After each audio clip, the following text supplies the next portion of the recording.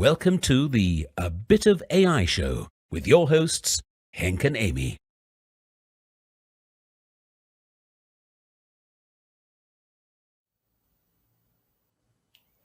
Hi everyone, and welcome to the 7th A Bit of AI show with myself, Henk Boelman, and Amy Boyd. We both work at Microsoft as cloud advocates in the AI space.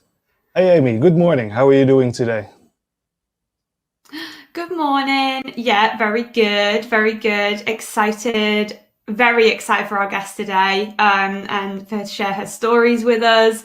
Also, we've got lots of good learning at the end as well. And I'm still shocked by being able to get my hair done that every time I see our little caricature, I know I said this last week, but it's out of date. I might need to update it. Oh, the little things that can make you happy nowadays. I know. So in this show, we talk with many people from around the globe because we realized that there are so many different skilled people involved in creating an AI solution, from pre-sales and consultancy to creating the deep neural networks itself and running them in production.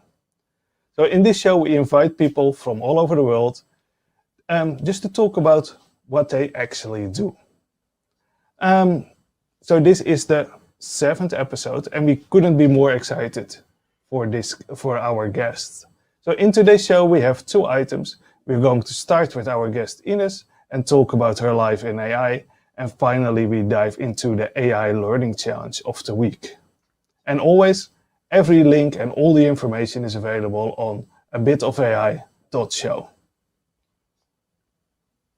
Wonderful. And obviously as well, don't forget that we have our A Bit of AI Cafe. So this idea that after the show, you can come along and speak with ourselves, but I'm pretty sure you'll want to speak to our guests more and actually have just that kind of coffee chat feel that's not recorded. And it means that we can all, we've shared links in the past, we've shared advice. It's been a really nice start to building a little community. So join us at aka.ms/abitofai-cafe. Cool. So let's get started. Hi Ines, how are you doing today? Hey, I'm good. How are you? Good. Wonderful. So, Ines, it is an absolute pleasure to have you here. We have had the opportunity to speak with you before with our global AI community, but it felt so right to have you on this show because you have such a unicorn role. You really will be able to give us some really interesting insights, we believe. So I guess first things first, let's just get straight away started. And can you tell us who you are and what you do in the space of AI? Yeah, so I'm Ines Montani. I'm the co-founder of a company called Explosion, and we're probably most well known for Spacey, which is an open source library for natural language processing in Python, and it's quite popular. And we have a lot of users, and we're building a lot of exciting stuff around it. And we're also developing Prodigy, which is an annotation tool for creating training data for machine learning models. So, in summary, we work in the developer tools space. So we build software or AI software for AI software developers.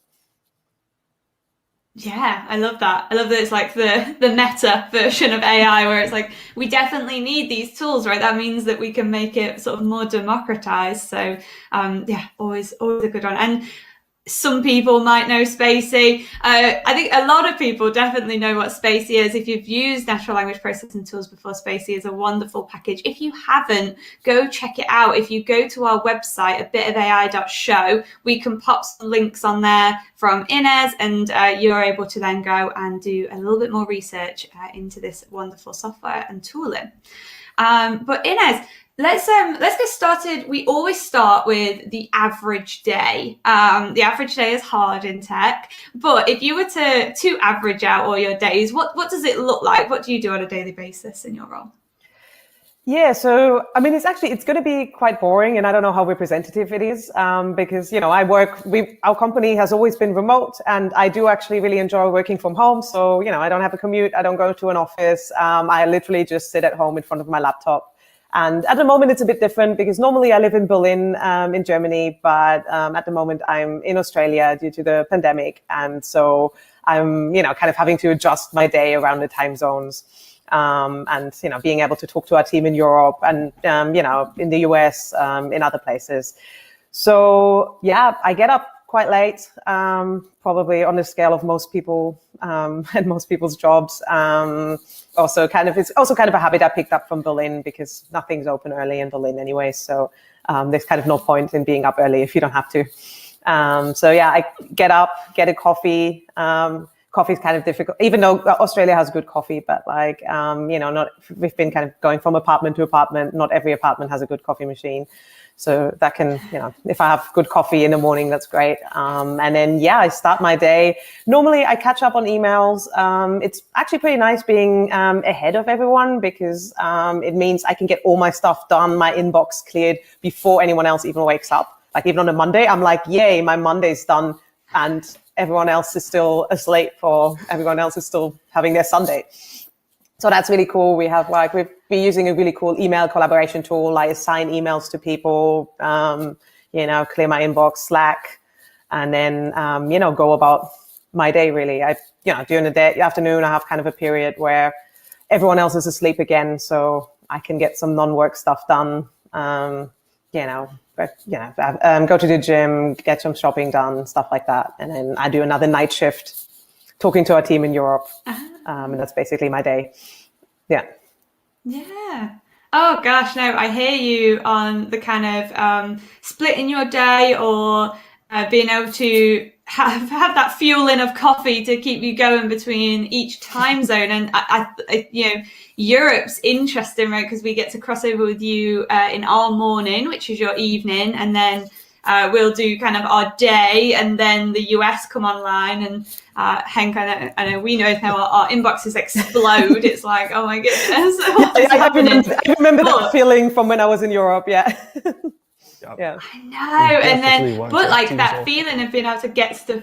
Yeah. Or that feeling of being able to get stuff done is actually really good. Like sometimes I do feel like I'm like actually having that space is really useful to focus. So it's interesting to hear you split the two parts of the day as well, and actually that you've worked remotely for a very long time. That's just always been a thing, has it, with Explosion? Yeah.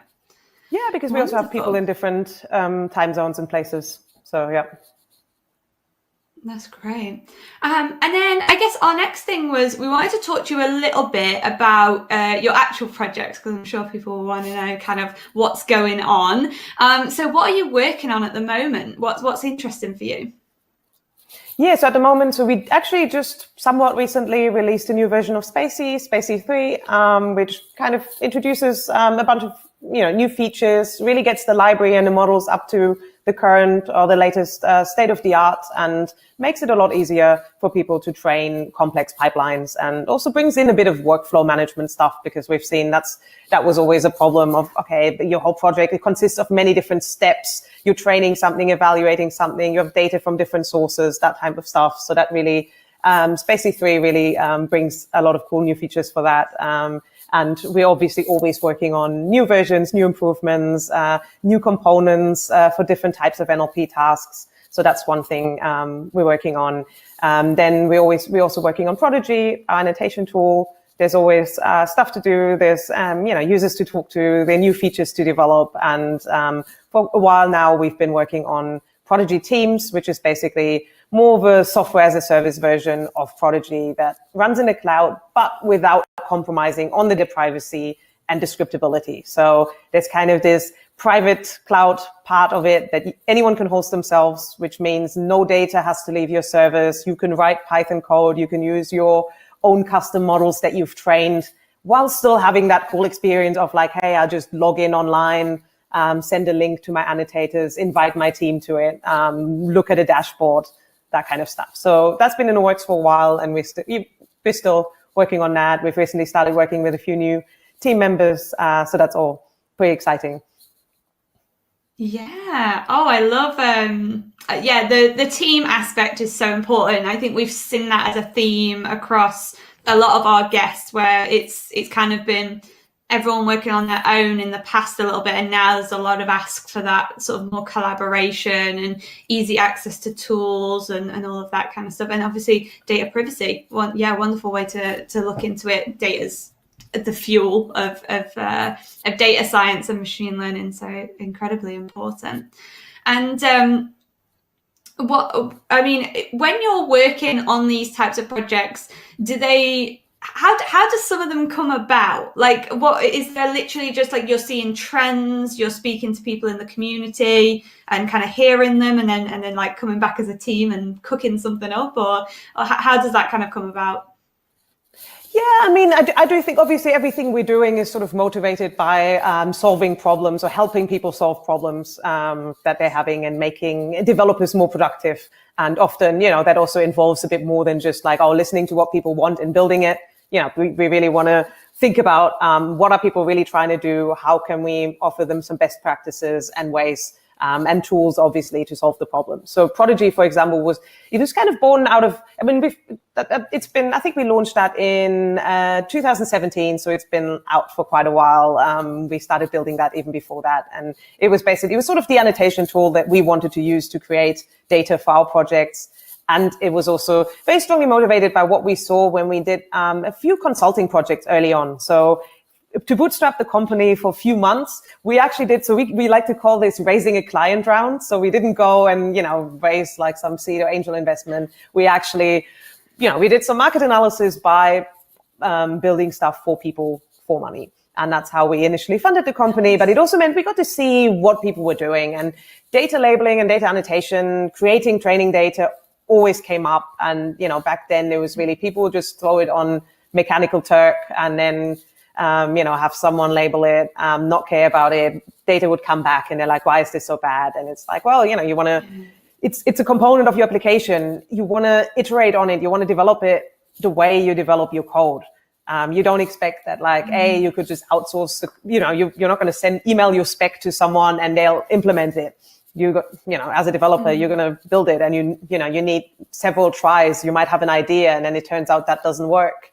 And then you go back and iterate on it until it works. And the same is the case for data. And, when also, speaking of trends, there are a lot of things we've been, anticipating for a long time, including things like transfer learning that now actually work quite reliably. And it means, or quite well, though it's quite exciting that, you can really take learn a lot of knowledge about, for example, the world and the language from a lot of raw text, like, news, Wikipedia, whatever you have, and transfer that onto other problems. So you're not starting from scratch. You're starting with a model that already knows a lot about certain things and can embed that and encode that. And so that's been really cool. And that also means that you don't actually need millions and millions of examples and annotations anymore. But you need a few, but you need the right ones and you need good ones. And that's the part that you want to be iterating on. And that's kind of what inspired Prodigy. So it's really from, working with people, working in the field ourselves, and seeing what interesting challenges there are and what people want to do. Wonderful. Well, for anyone out there who hasn't used Explosion AI's different products, you haven't seen them, go check them out. If you go to our website, abitofai.show, you can find them there. Excellent. So now let's talk a little bit about you. So I'm interested in how you got started with AI. Yeah, so I don't have the very typical computer science background, but then again, probably not everyone in the field does. So I got into programming as a teenager because I was really into making websites. That was my number one hobby. That's how I spent all of my time, as a teenager. But I didn't actually choose to go into computer science because at the time I felt like, I don't know, am I a real programmer?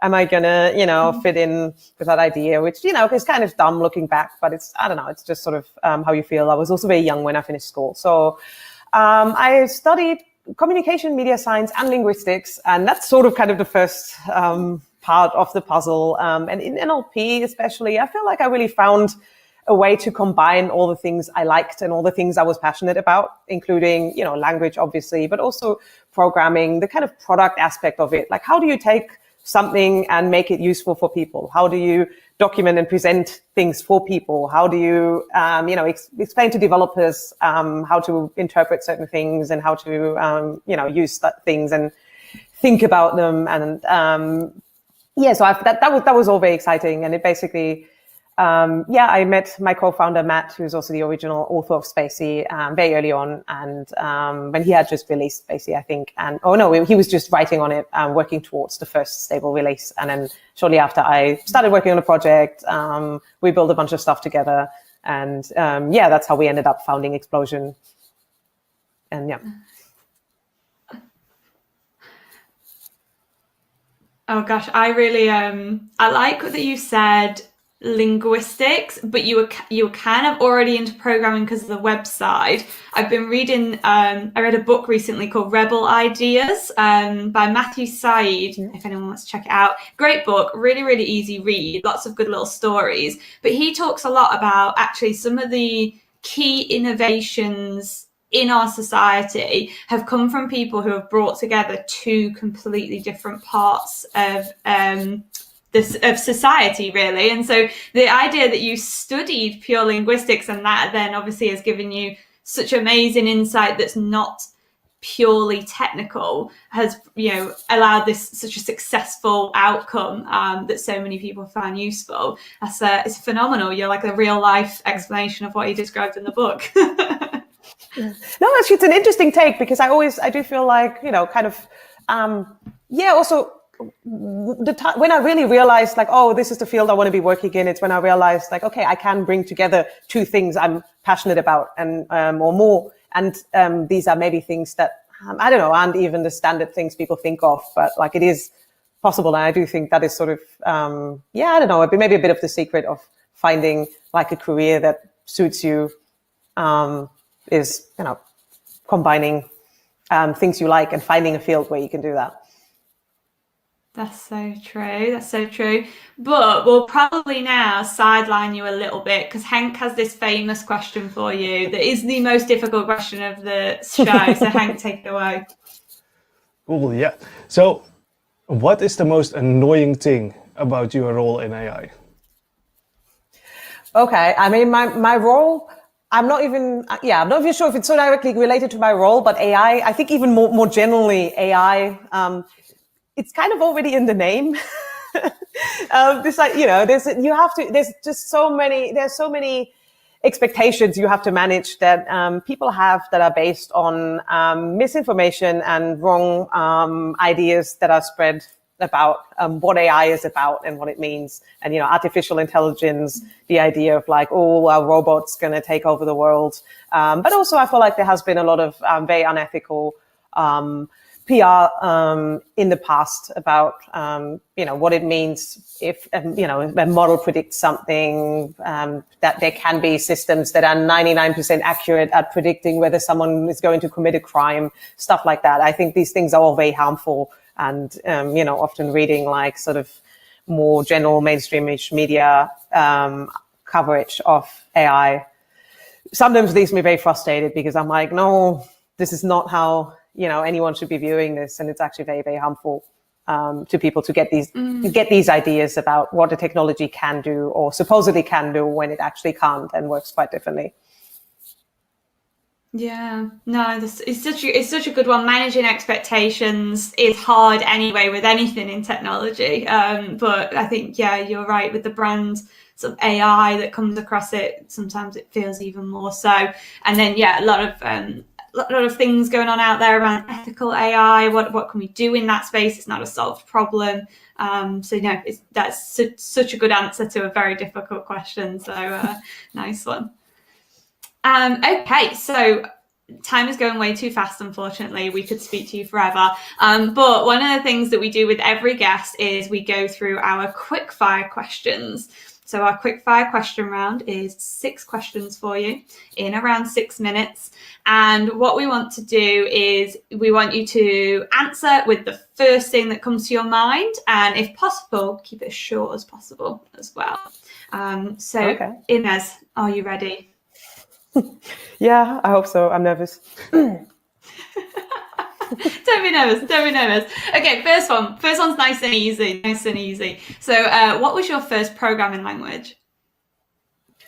I'm supposed to keep it short. Anyways, if you want to count HTML, CSS, then that. Otherwise, probably JavaScript. Okay. Oh, wait, no, I did Perl. I did something in Perl and PHP before that. I don't know. Anyways, I don't remember. Oh. We've had PHP before, but Perl's, I think, is a new one. So nice one for throwing that in there. And yeah, you were web deving. HTML, CSS counts, right? It's everyone's like initial step. I love that. So yeah, I mean, it is Turing complete as well. Fun fact. We could probably include a fun link for people who have not seen this, Turing complete proof with HTML and CSS. It's more of a fun thing to look at. We can put that in the show notes. Wonderful. Let's do that. Cool. Then an easier question. What programming language was used in the last project you worked on? Python. Everyone. I think we've only had one person that's answered anything different actually at this point. Cool. So what was the last thing you learned in AI in no more than a sentence? I'm not. Oh, no. DevOps. Intro to DevOps. A very rough idea of DevOps. Those were I guess 3 sentences. But I don't want to claim I learned anything about DevOps. But I learned a bit more than I knew before. So yeah. That's a good one. That is a good one. Yes. What is your favorite event on the AI calendar? Well, that's a tricky one. I should say our own conference, Spacey IRL, which was really amazing, which we did in 2019 in a really cool venue in Berlin, and we're going to do again in 2020, but had to cancel. So because I do think the real life aspect of it was very cool. There's a place for online conferences and events, but it's just kind of not the same. Yeah, no, that's such a good one. Do you have already a new date? 2021, 2022? I don't know. We don't have a date yet. Maybe 22 could be doable. I don't know. I don't want to make too ambitious plans, but we definitely want to bring it back, and we want to bring it back as a real live event in a similar format, because that just worked very well, and it was really a lot of fun. Nice. Hank, just note down, we need to get ourselves a ticket. Okay. So what area of AI is on your list to skill up on next? So what are you looking at learning next? I want to look a bit more into computer vision, especially computer vision OCR, where you have images with text, and you're trying to extract the text from it, which is harder than it sounds. And maybe working with slightly mixed media content, having model, incorporating layout features of a document into a machine learning model. Into an NLP model. That's all quite interesting and very close to what people are working on and what's currently still quite hard. Wonderful. And then final question. What training framework did you use last? As in machine learning framework, machine learning library to train? Well, actually, probably our own machine learning library, Think, which powers Spacey, because that's kind of what you mostly get out of the box if you just train a model. I think, but Spacey also, you can now also train PyTorch, TensorFlow models with, Spacey. and have components powered by different libraries. But yeah, mostly our own. Wonderful.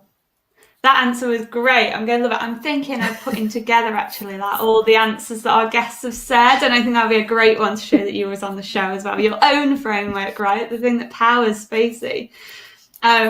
But thank you so much, Inez. You survived the quickfire round. Of course you did. It was a wonderful round with wonderful answers. And yeah, unfortunately, we will have to cut our conversation a little short. Hopefully, we can have you back on the show in another series that we do. But it's been an absolute pleasure to have you. Yeah, thanks for having me. All right. We will see you very soon. Cool. Yeah, and of course we will have a little bit longer chat with Ines in the A Bit of AI Cafe after this episode. So that brings us almost to the end of this this episode again. So I just want to highlight one event that's going to take place this Saturday. It is the Global AI Student Conference, and you can find everything you want to know about this conference on aiconf.education. It's on 24th of April from 10 to 6 UTC, and there will be 16 talks about all the different things from machine learning AI, from bots up to machine learning servers. We will have some panels on how to get started with machine learning, and a little bit of information about our student ambassador program. So Amy, it's time for the Learn module of the week. What did you pick? Absolutely. Oh, this one was an easy one, right? Like I knew exactly what I was going to pick. So I've got one module and one whole path of information for you. So we have an explore and analyze data with Python. But we also have explore natural language processing as a whole. So it's got multiple different things in there that you can try out, from speech services to text services, etc. But obviously, remember as well, go to abitofai.show and learn about Spacey and everything that Explosion AI does that can help you with learning about data science. So if you want to take part in our challenge this week, go to aka.ms/abitofai-learn, or click just above if you're on the website. And let's round off this show. We just want to say, as always, a huge thank you to those that join us every week. If you're new to the show, we hope you've enjoyed it. And just to let you know, we are here every Thursday, 10 a.m. CET. And so we cover a lot of sort of evening time in Australia and coming across the world into Europe. So if it's for you, share it with a friend, let them know. Do come and join us in the abitofai.cafe, which is aka.ms/abitofai-cafe, to have a slightly more informal chat straight after the show. And with that, just a big thank you for watching. Henk, any last comments on this show? No, except that it is also available as a podcast on your favorite platform. Of course, I always forget to mention the podcast. Yeah, go and find our podcast. It's on the website, abitofai.show. And with that, a huge thank you for watching A Bit of AI with Henk and Amy. Thank you. See you next week.